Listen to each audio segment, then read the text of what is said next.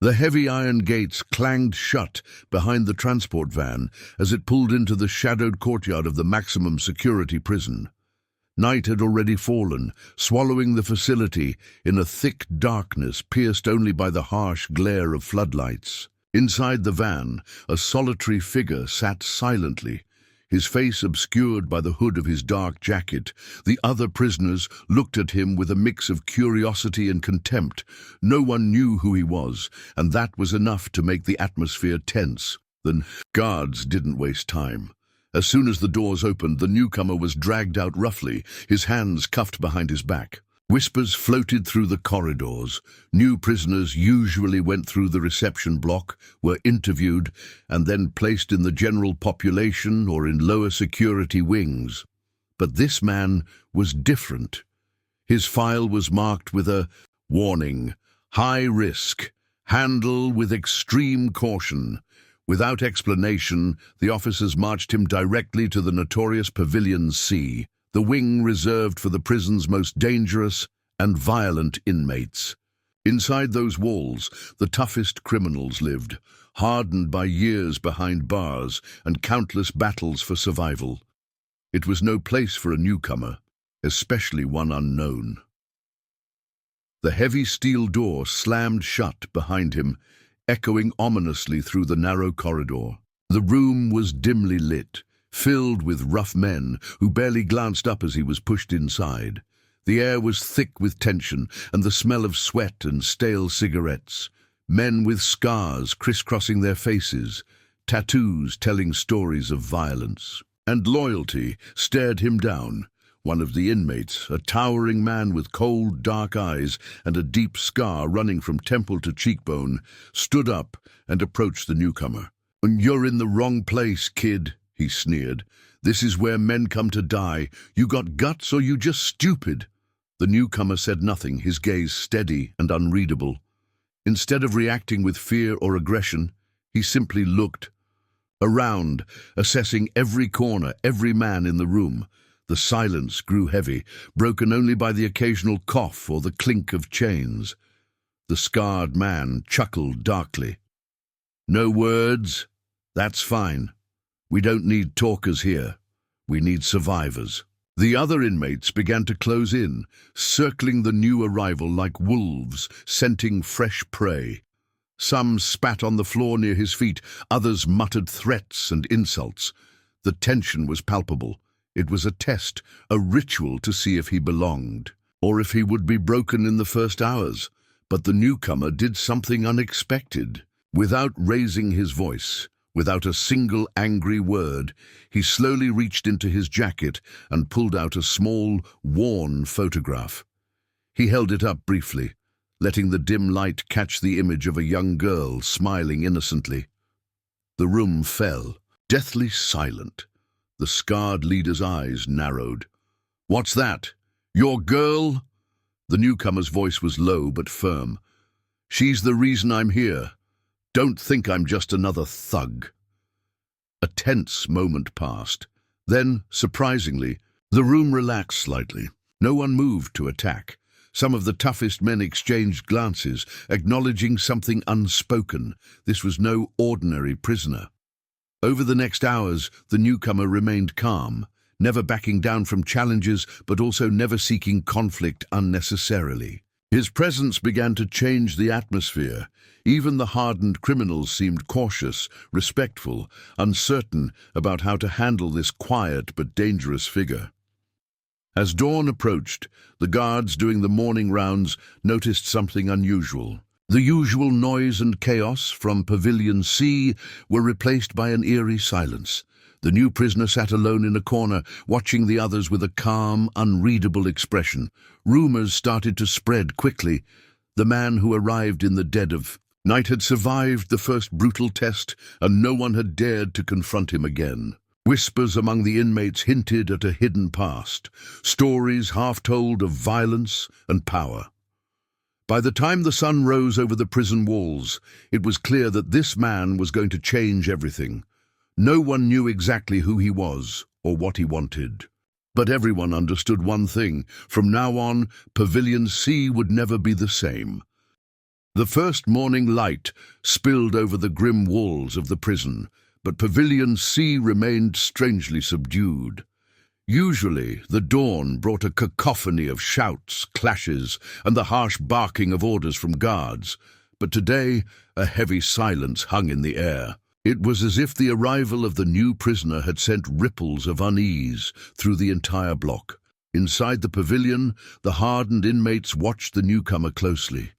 He sat alone, his posture relaxed but alert, his dark eyes scanning every movement. His presence was magnetic, an unspoken challenge to the existing order, yet wrapped in calmness that unnerved even the toughest men.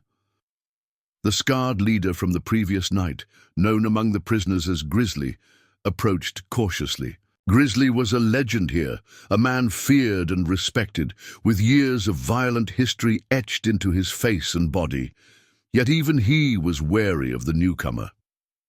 "You don't talk much," Grizzly grunted, lowering his voice, "but your silence is loud enough." The newcomer didn't respond immediately. Instead, he shifted his gaze toward a small window high up on the wall, where the weak sunlight struggled to break through the grime. Finally, he spoke in a measured tone. "Silence can say more than words ever could." Grizzly's eyes narrowed. "You've got guts, I'll give you that. But this place chews up men who don't belong." The newcomer met his gaze without flinching. "I'm not here to belong. I'm here to survive and to settle scores." Word of the mysterious prisoner's resolve spread quickly through the prison. Whispers circulated about his past. Some said he had ties to dangerous criminal networks. Others hinted at personal vendettas that reached beyond these walls. But no one had concrete facts, only guesses fueled by the tense atmosphere. Meanwhile, the guards started to notice unusual behavior. The usual power struggles and fights in Pavilion C seemed to pause, as if an invisible boundary had been drawn. Incidents that would normally erupt into chaos were quelled before they even started. One guard, Officer Kowalski, remarked quietly to a colleague, "That new guy. There's something about him. The other inmates listen when he's around. I don't like it. Could stir up trouble bigger than what we've seen." Inside the pavilion, the newcomer began to earn a grudging respect.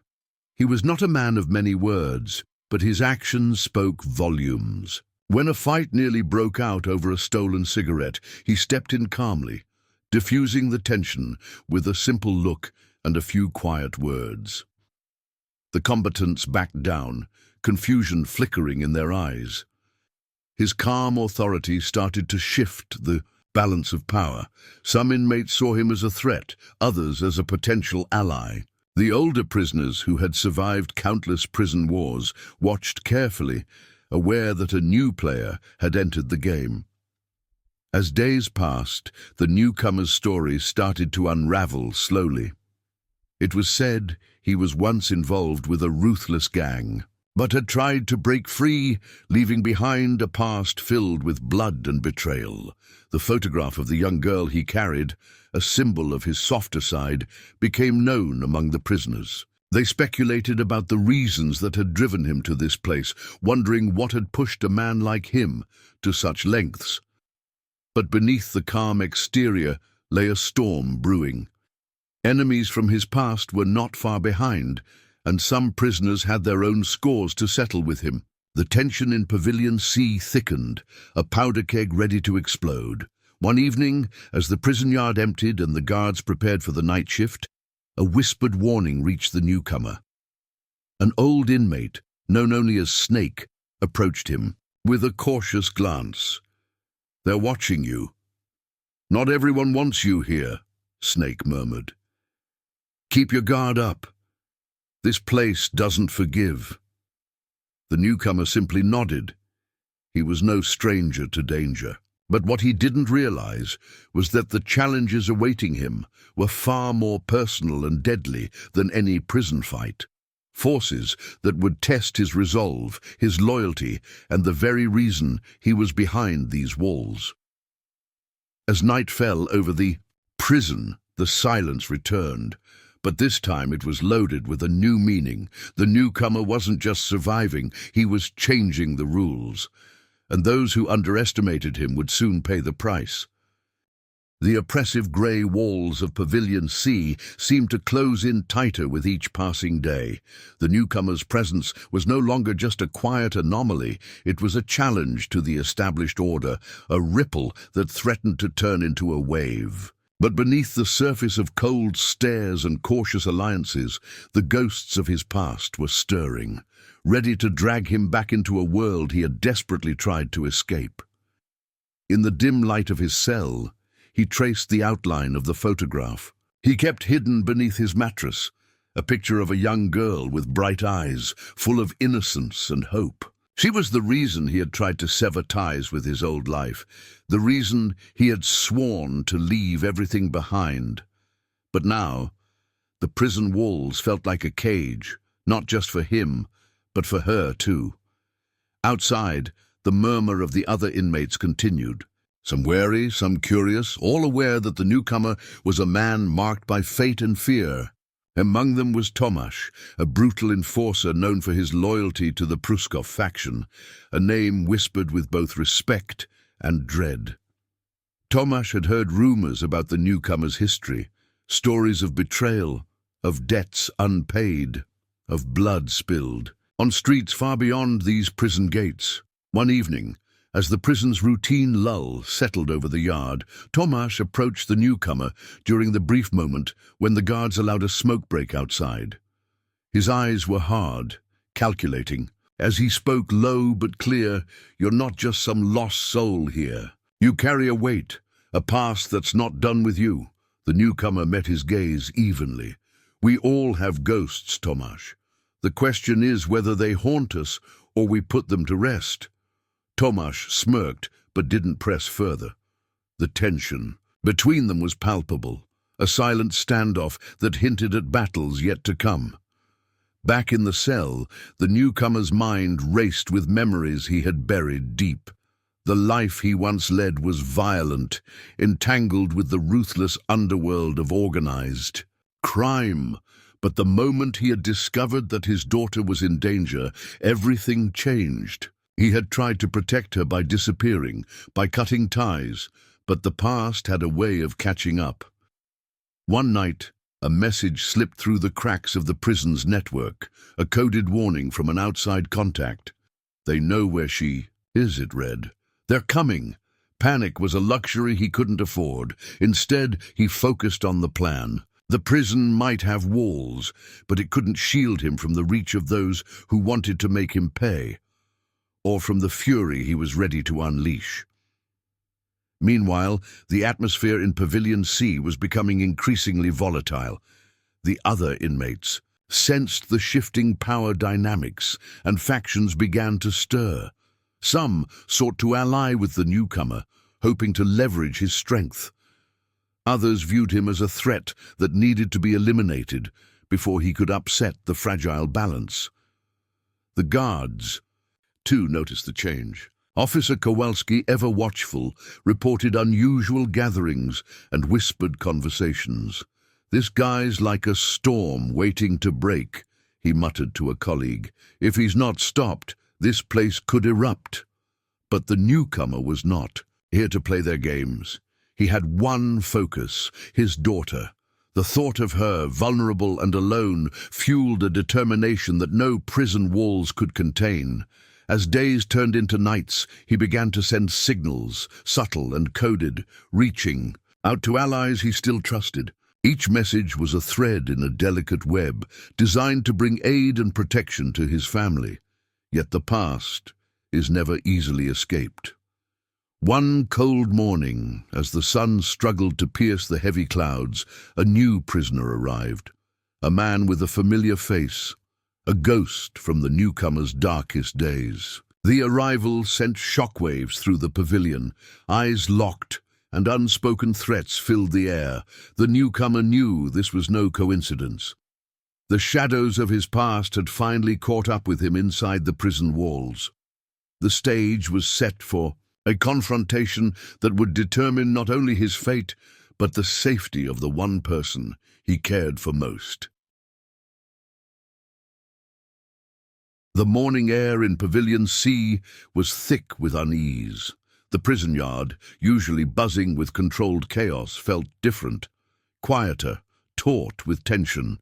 Whispers spread like wildfire after the new prisoner was escorted in, a man whose name alone struck fear into the hearts of many. Known only as the Ghost, he was a figure from the darkest chapters of the newcomer's past. As the Ghost stepped through the heavy steel doors, eyes followed every deliberate movement.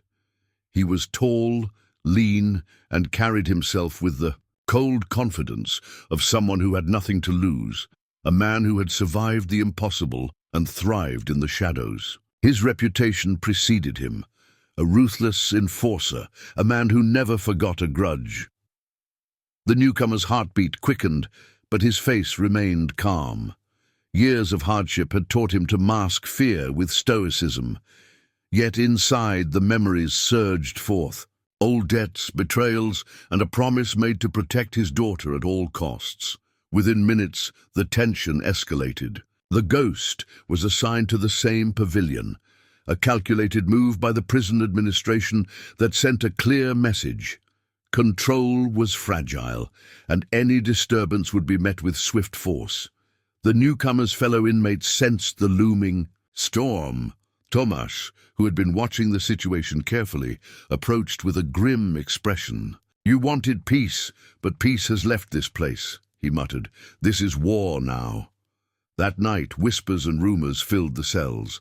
The Ghost was no ordinary inmate. Stories of his violent past and cunning tactics circulated. Some inmates considered aligning with him, hoping for protection or gain. Others prepared for bloodshed. The newcomer paced his cell, running through every possible scenario. His thoughts were a tangled web of fear and resolve.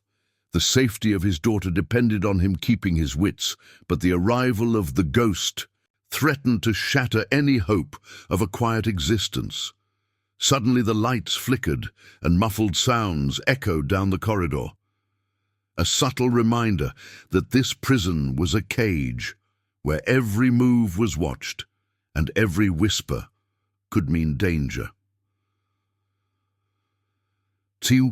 Next day, in the exercise yard, the inevitable confrontation began. The Ghost approached the newcomer with a slow, predatory grin. "We have unfinished business," he said softly, the menace clear in his voice. The newcomer's eyes narrowed. "There are debts you'll never collect," he replied, voice low but steady. Words gave way to action as the two men faced off amid the wary gazes of other prisoners. The first blow was struck, sharp, violent, a clash of past sins manifesting in the present. The fight was brutal but calculated, a deadly dance where every move could mean survival or death. Guards quickly intervened, breaking up the brawl, but the damage was done. The pavilion was on edge, the fragile peace shattered, back in his cell, nursing bruises and a racing mind.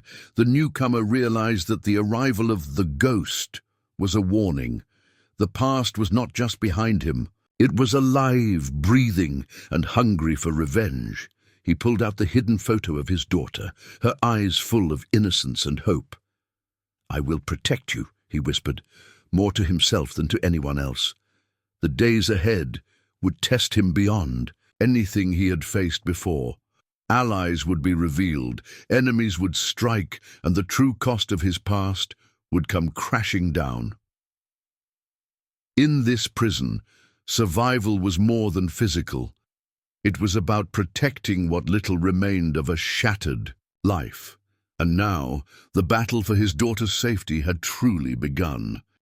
The infirmary reeked of antiseptic and dried blood. The newcomer sat on the edge of a metal cot, his left eye swollen shut, ribs wrapped in tight bandages. The scuffle with the Ghost had left its mark, but what it revealed was far more dangerous than bruises. It exposed the truth. His enemies were no longer just prisoners. Someone in the prison system wanted him broken, exposed, maybe even dead. That night, He couldn't sleep. Every creak of the hallway, every distant cough from another inmate made his muscles tense. In the silence of the infirmary, Tomasz appeared, having bribed a guard for 10 minutes alone. "You're in deeper than you think," Tomasz said, pulling up a chair. "That fight, it wasn't random. The ghost was placed here for a reason." "I know," the newcomer replied. "He's not just a memory. He's a message." Tomasz leaned in.